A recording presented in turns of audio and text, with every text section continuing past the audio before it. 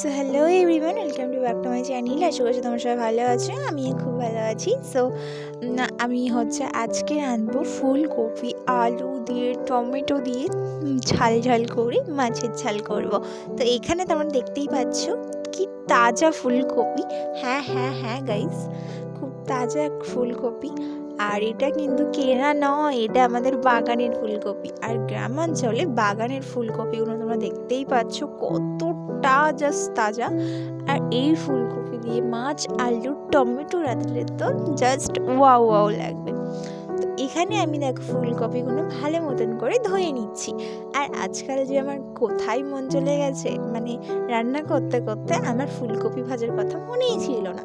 তোমরা দেখতেই পারবে, সেটা ভিডিওর মাঝখানেই আছে। তো আমি ফার্স্ট প্যাঁচ দিয়ে দিয়েছিলাম।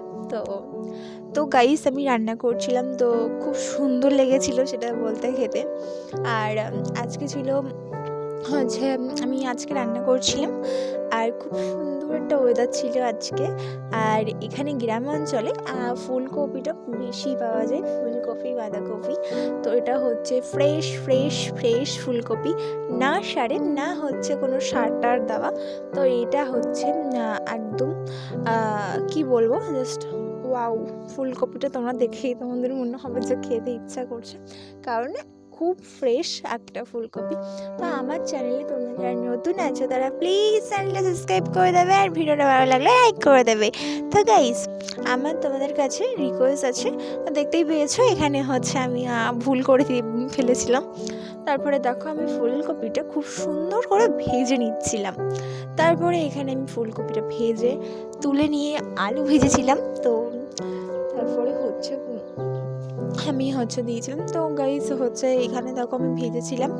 আর আর আজকাল না আমার মনটা কোথায় চলে যাচ্ছে আমি নিজেও বুঝতে পারছি না গাইস। কারণ না দেখো, তোমাদের আমি সেটা ভিডিওর ক্লিপেই তোমরা বুঝতে পেরেছো।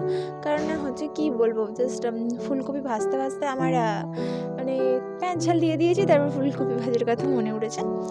কি বলো তো, ফুলকপি না ভাজলে, সো গাইস এখানে দেখো ফুলকপিটা না ভাজলে তো কেমন একটা গন্ধ বেরোয়, কষা এতে না অত ভাজা হয় না। তার জন্য এখানে আমি ফুলকপি আলু ভেজে নিয়েছি। আলু তো তোমরা ভাজা দেখতেই পাবে। তো এখানে দেখো আমি ভাজছিলাম, তো তোমরা দেখতে থাকো। আর আমার চ্যানেলে তোমরা প্লিজ পুরো আমার ভিডিওটা ফার্স্ট থেকে লাস্ট পর্যন্ত দেখো। তো গাইস আর কি বলবো, এখানে দেখো আলু টালু আমি ভেজে নিচ্ছিলাম। আমি রান্না অতটা ভালো করতে পারি না, যেটা সত্যি কথা। আমি মোটামুটি আমার চেষ্টা করি রান্নাটা ভালো করার। তো তার জন্য তো দেখতে থাকো।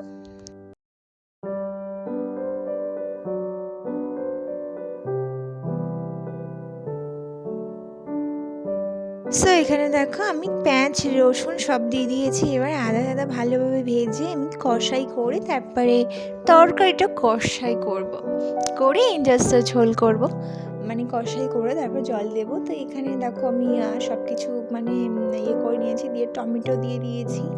খুব সুন্দর লাগে খেতে গাইস, তোমরা প্লিজ একবার ট্রাই করো।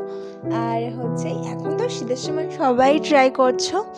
তো তো আমার ভিডিওটা তোমাদের কেমন লাগে প্লিজ প্লিজ কমেন্টে বলো।